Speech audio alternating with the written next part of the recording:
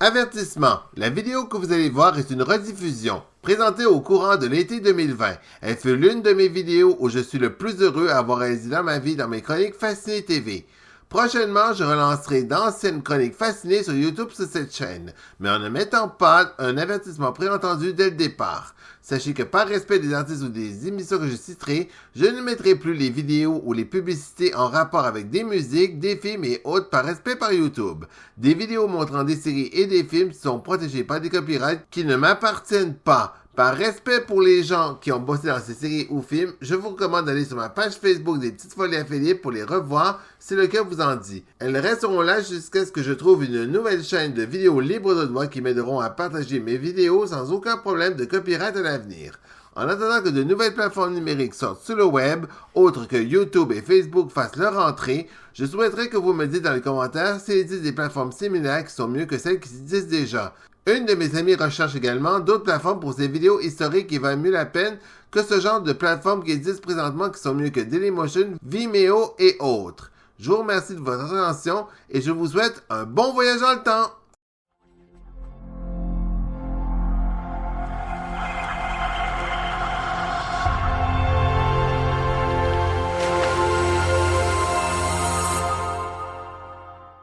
Bonjour à tous! Ça faisait assez longtemps que j'avais envie de lancer ce sujet. Aujourd'hui, je me lance dans une de mes chroniques fascinées sur une série de romans qui a été adaptée à la télévision britannique sur les ondes de BBC. Aujourd'hui, nous allons nous pencher sur la série télé sur Mille et Plumes ou en VO Hetty Fetter, adaptée des romans de Jacqueline Wilson. La série télé a fêté ses 5 ans l'année dernière et est devenue le nouveau chef-d'œuvre de la grande famille de la BBC. Cependant, elle reste assez méconnue en France, malgré que les livres de l'auteur ont été traduits en français et qu'une coproduction a été faite un peu avec la société française Gaumont. La série télé n'a jamais été traduite, doublée ou même diffusée sur des chaînes françaises.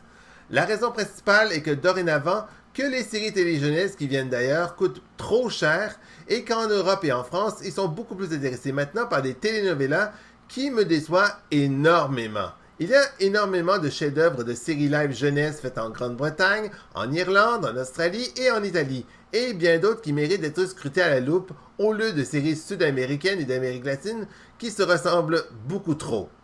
Évidemment, je ne vais pas répéter en vous disant que Netflix, Amazon Prime en offrent beaucoup et que je vous conseille d'aller jeter un coup d'œil.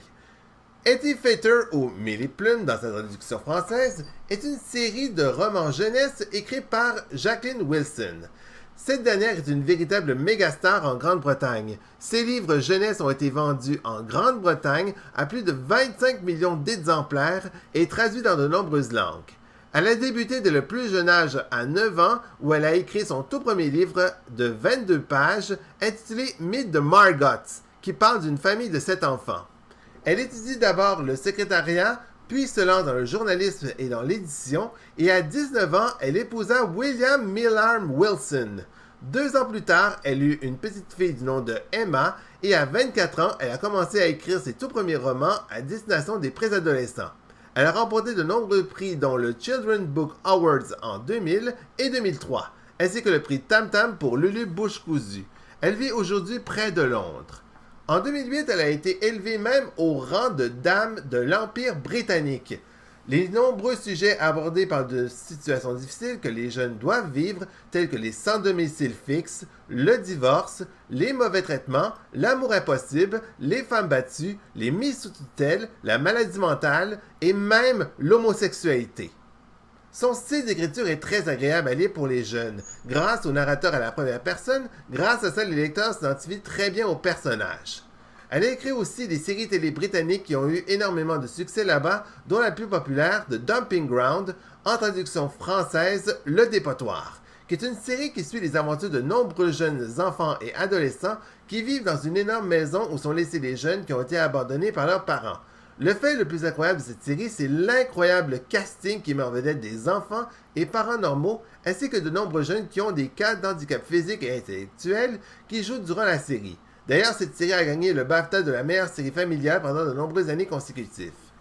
Si vous croyez que Hetty Fetter est sa série la plus populaire, détrompez-vous. Sachez que l'œuvre de Jacqueline Wilson qui l'a rendue populaire est surtout la série Tracy Baker. Son héroïne est tellement populaire en Grande-Bretagne qu'elle a marqué les années 2000. La première série a été traduite en français mais fut abandonnée assez vite car elle avait moins marqué le public français. Sinon, la série Tracy Baker a tellement fonctionné qu'elle a eu droit à de nombreuses suites, tant en roman qu'en série télé, que même l'actrice principale qui a joué le rôle de Tracy Baker, interprétée par Dani Harmer, travaille désormais dans la série The Dumping Ground. D'ailleurs, chose amusante, cette série a fait également un épisode crossover avec Hetty Fetter. Parlons désormais maintenant de Millie Plum ou Hetty Fetter en anglais. Comme dans le roman, l'histoire débute où Millie raconte son histoire dans son journal. Elle raconte son enfance difficile où sa présumée famille leur a donné un hôpital orphelinat qui fait travailler les enfants. Ainsi, Millie et son frère sont séparés dans les deux camps. Chose assez spéciale, son frère, qui est une personne de couleur, ne parle pas durant la série à cause d'un terrible accident. Malgré tout, Millie défendra ses copines face à la mauvaise gestion de l'orphelinat et tentera même de fuir pour retrouver sa vraie mère et mieux réussir dans la vie. Vers la fin, Millie commence désormais son travail d'écrivain et va essayer de changer les choses dans l'orphelinat. Le premier roman, Les Malheurs de Millie Plum, sorti en 2009 par l'éditeur Folio Jeunesse ou Gallimard Jeunesse, est une véritable perle que je vous conseille de lire absolument. Sincèrement, c'est vraiment un petit bijou qui mérite d'être découvert par toute votre famille. Il existe aussi 2 suites sous le nom de Une nouvelle vie pour Millie Plum et Millie Plum choisit son destin. Après que les 3 livres sont sortis, la série télé continue en Grande-Bretagne et dès la saison 4, les personnages quittent enfin l'orphelinat pour enfin travailler dans un manoir qui ressemble un peu à Downton Abbey. La série est tellement populaire que récemment, elle a même eu droit à son tout premier spécial de Noël. Bref, en conclusion, je vous conseille de regarder la série télé Hetty Fetter. Elle est disponible sur YouTube dans une édition en anglais British et directement, c'est un peu difficile à l'écoute. J'espère sincèrement qu'une future édition sortira prochainement sur Netflix et j'espère que la série télé sera disponible prochainement en version doublée en français. Bref, je vous dis bye bye.